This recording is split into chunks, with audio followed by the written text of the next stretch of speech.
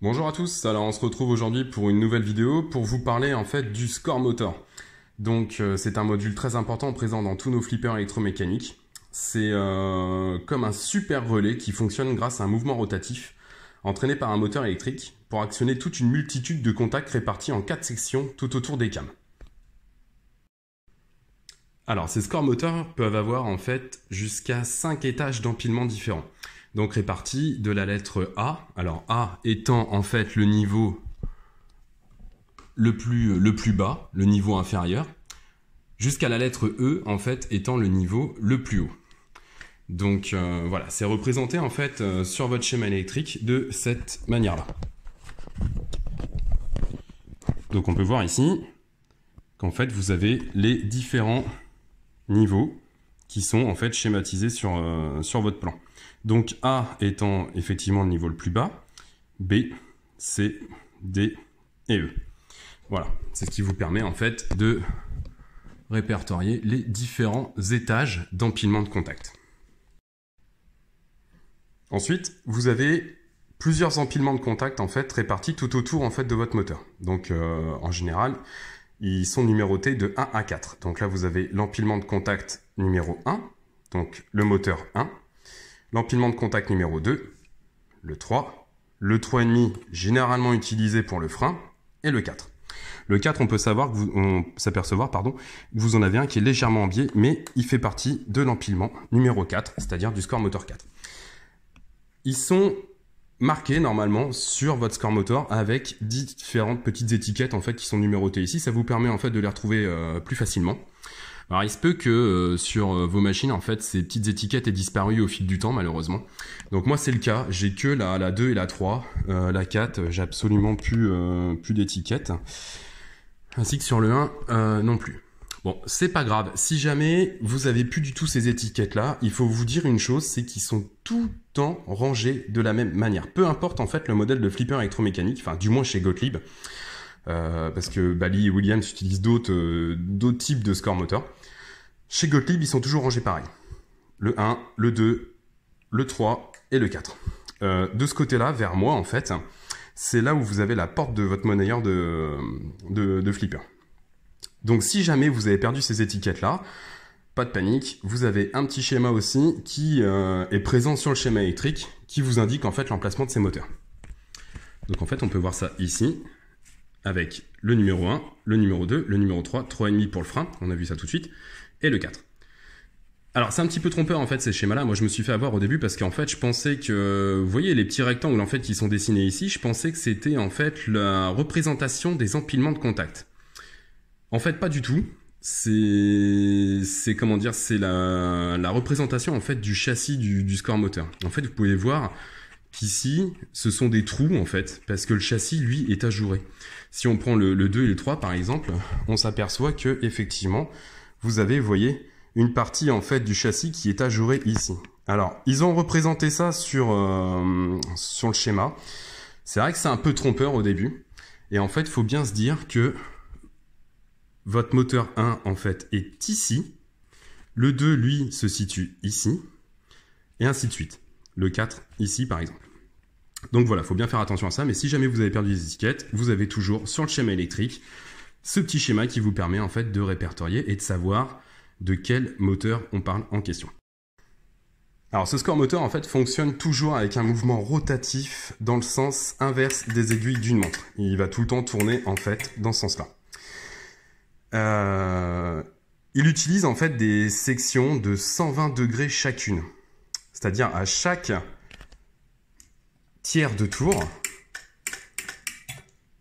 l'ensemble des contacts a au moins été actionné une fois sur le tour de votre score moteur. Donc en fait, c'est représenté schématiquement aussi, voilà, grâce à ce petit diagramme. En fait, on peut s'apercevoir que vous avez l'ensemble de vos moteurs, un A, un B, un C, un D, etc. Et en fait, vous avez votre rotation de 0 à 120 degrés. Les petits carrés en fait qui sont sur ce diagramme représentent en fait le temps de fermeture de chacun des contacts. On peut s'apercevoir qu'apparemment, enfin sur la première ligne du moins, le moteur 1A est actionné 5 fois de manière assez brève. Ensuite, vous avez des rectangles un petit peu plus longs ici. Et en fait, cela représente en fait la fermeture des contacts du moteur 1B, par exemple, si on prend la ligne du dessous. Mais ce contact-là, en fait, va être fermé beaucoup plus longuement en fait que son prédécesseur, qui est juste au-dessus. Et ainsi de suite. Et ça, en fait, ça vous indique le temps de fermeture de chacun des contacts moteurs que vous avez tout autour de votre score moteur pour une rotation de 120 degrés. Et ça, du coup, ça s'effectue 3 fois pour faire 360. Donc en fait, votre score moteur, lui, s'arrête systématiquement à 120 degrés. Donc c'est pour ça, c'est important aussi d'avoir ce frein-là qui permet en fait de bien arrêter le moteur dans la bonne position en fait, de manière à ce qu'il n'aille pas trop loin avec un mouvement d'inertie et puis que malencontreusement, vous voyez, il pourrait s'arrêter comme ça et refaire contact en fait sur les empilements de contact. Là, ça pourrait poser problème en fait pendant une partie. Donc voilà, et c'est tous les 120 degrés. Alors autre chose aussi, je vous ai pas dit, si jamais vous voulez faire la maintenance en fait de votre score moteur et que vous l'avez en fait la planche de fond, vous avez la planche de fond installée dans la caisse en fait, dans le flipper, vous pouvez, parce qu'en fait ce score moteur est fixé sur son châssis avec 3 goupilles. Donc là vous avez une goupille de maintien ici, vous en avez une autre ici et une autre normalement ici. Voilà, je sais pas si on voit bien sur la vidéo, voilà, qui se trouve de l'autre côté. De temps en temps, c'est bien de huiler en fait une petite mousse. Alors c'est un des seuls endroits où il faut huiler quelque chose dans un flipper électromécanique. Pour l'entretien, c'est bien de le faire tous les 6 mois. Et si jamais votre planche est réinstallée dans le fond du flipper, vous avez juste à enlever en fait cette petite goupille ici. Et en fait, vous pouvez basculer l'intégralité de votre score moteur comme ça. Ce qui vous donne en fait accès à la boîte de transfert qui se trouve ici, mais aussi au carter moteur en fait. Et ici, vous voyez, vous avez un petit trou avec une petite mousse. Alors c'est bien de mettre 2 à 3 gouttes d'huile pour moteur électrique en fait ici, ce qui permet en fait de lubrifier en fait l'axe d'embrayage du moteur. Donc ça, c'est des choses qui ont été rarement faites quand on récupère des jeux. Donc c'est bien en fait de remettre justement, faire une petite révision et remettre un petit peu d'huile ici. Donc normalement, vous avez un trou ici, donc en dessous. Mais vous en avez un autre exactement sur le dessus, sauf que bon, là il est beaucoup plus difficile d'accès puisque en fait quand tout le score moteur est monté, la plaque est vissée dessus, il n'est pas accessible. Donc bon, vous inquiétez pas, si déjà vous le faites en dessous, c'est déjà bien. Alors autre chose aussi, et dernière chose importante avant de passer au démontage de ce score moteur, faut bien faire attention en fait aux poussoirs de fourchette. Vous pouvez vous apercevoir que sur les empilements, vous avez, surtout ceux qui sont assez nombreux comme ça, vous avez une fourchette. Donc, je vais essayer de faire un zoom, de rapprocher ici. Donc c'est une petite patte en fait, voilà, qui ressemble à une fourchette qui est munie en fait d'un poussoir en son centre, qui vient en fait, quand la cam du score moteur tourne, vient actionner en fait les contacts. Alors pour certains ils s'ouvrent, pour d'autres, voilà, ça les ferme. Voilà. Là, avant de démonter celui-ci, je me suis aperçu qu'il y avait un truc qui était un petit peu bizarre, où effectivement, celle-ci, vous voyez, elle me paraissait un petit peu lâche, et je me dis, c'est louche, ça, il y a un truc qui va pas. Parce que si on prend les autres, bon, celle-ci est actionnée, donc il va falloir que je la libère au repos. Voilà. Celle-ci, vous voyez, elle est beaucoup plus fermement, en fait, installée. Là, celle-ci, effectivement, j'ai un doute. Pour cause, elle n'est pas dans le bon emplacement. Sur vos fourchettes, en fait, d'empilement de contact, vous avez 2 emplacements. Je sais pas si j'ai peur qu'on voit pas très bien sur ma vidéo, mais en fait, là, vous voyez, le poussoir est engagé en fait dans le trou de droite. Et là, en fait, vous avez derrière juste un autre trou à cet endroit-là. On va peut-être mieux voir en fait sur celui-ci. Voilà. Ici, clairement, on voit qu'en fait, mon poussoir est installé sur la position L, c'est-à-dire longue. Et ça, c'est la position S, short. Alors, si vous démontez tous les empilements de contact, il faut bien faire attention parce qu'à partir du moment où vous allez enlever ces vis-là, tout va s'en aller. Et donc, c'est pour ça que moi, je vais mettre du scotch, tout ça. Et notamment, la fourchette va s'en aller, ainsi que le poussoir. Alors, pas de panique. Si vous n'avez pas repéré, que vous n'avez pas pris de photo au démontage, il y a toujours un moyen de retrouver à quel emplacement se situe la fourchette grâce au plan. Là, on va prendre l'exemple en fait sur lequel j'ai un doute, sur celui-ci.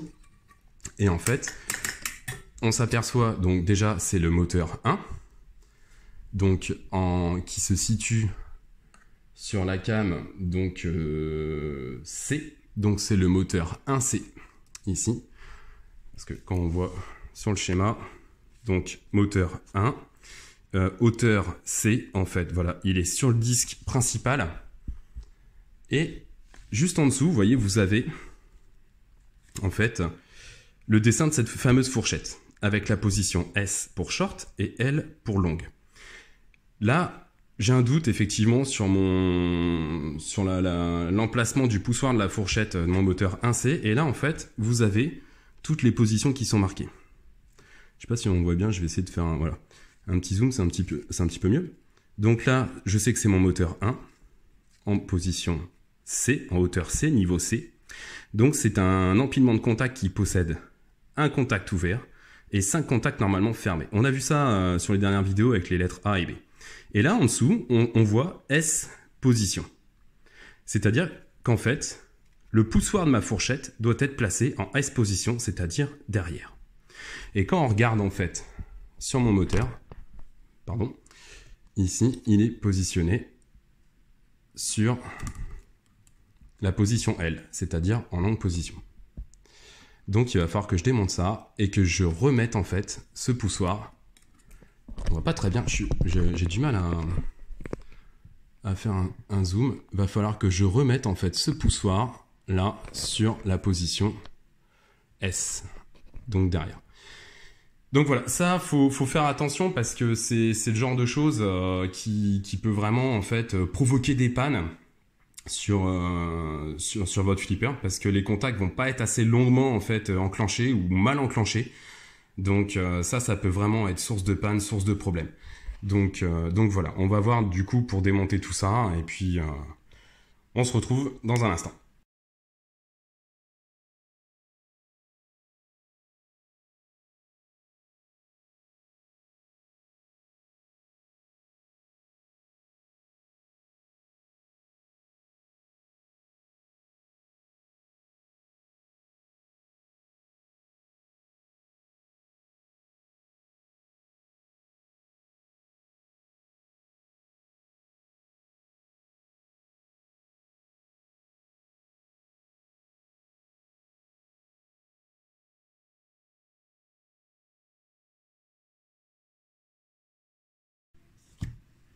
Donc voilà, on se retrouve, donc le score moteur a été désassemblé en fait de la planche de fond. Donc il y a bien besoin d'un petit coup de nettoyage, hein, parce que là c'est gras, c'est huilé, donc voilà. On va nettoyer tout ça. Pour finir de le désassembler, en fait, vous avez une vis, vous voyez, qui se situe donc ici, voilà, qui permet en fait de libérer l'axe, et là en fait vous sortez toutes les cames. Donc on va voir ça ensemble.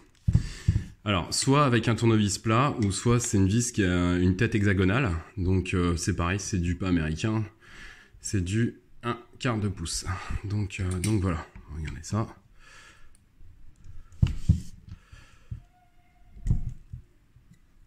Hop. Et vous voyez, hop, là je viens de desserrer la vis et vous sortez directement toutes les cames. Alors la vis, je vais la laisser dessus. Quoi, je vais quand même l'enlever, je vais mettre un petit coup de frein filet au remontage en fait dessus, parce que ça, faut vraiment pas que ça se desserre. Vous pouvez vous apercevoir que sur l'axe en fait du moteur, il a un côté plat ici. Donc là, c'est le côté où vient serrer la vis. Donc bien faire attention à ça quand vous remettez en fait les cames tournantes, à bien mettre la vis du côté plat. Voilà. Ensuite, pour désassembler le châssis en fait de la boîte de transfert, vous avez tout simplement 3 vis, 1, 2 et 3. Donc on va dévisser tout ça. Toc. Alors, bon ça n'a été pas serré déjà. Comme quoi. Hop, voilà, et ça là. Ici. Hop là, venu avec le tournevis. Et ici. Voilà, une fois que vous avez défait ces 3 vis là, vous pouvez enlever votre châssis. Donc voilà, on va nettoyer tout ça. Pareil, hein, la petite méthode que je vous avais expliquée avec le produit magique. Et là, en fait, je profite de ça pour vous montrer, en fait, vous voyez, le petit trou qui était complètement occulté, en fait, par cette plaque. Donc ça, voilà, c'est le deuxième orifice de graissage du moteur qui se trouve ici. Donc là, vu que j'ai fait ça, c'était pour en profiter, pour effectivement remettre un petit peu d'huile sur ce moteur, à cet endroit-là et à cet endroit-là. Voilà, donc moi je vais nettoyer tout ça, et puis je pense que je vais arrêter la vidéo ici, et après je vous retrouve pour une autre partie, notamment pour après peut-être le remontage effectivement de ce score moteur, et puis pareil les réglages et les nettoyages des grains de contact, des empilements. Donc pareil, hein, avec un petit stylo de fil de verre, une petite lime, bien nettoyer tous les contacts, vérifier les poussoirs qui sont dans les bonnes positions au niveau des fourchettes, et aussi pareil le réglage des contacts avec le cambreur, et puis test au multimètre. Donc voilà, écoutez, merci d'avoir regardé cette vidéo, et puis je vous dis à tout bientôt.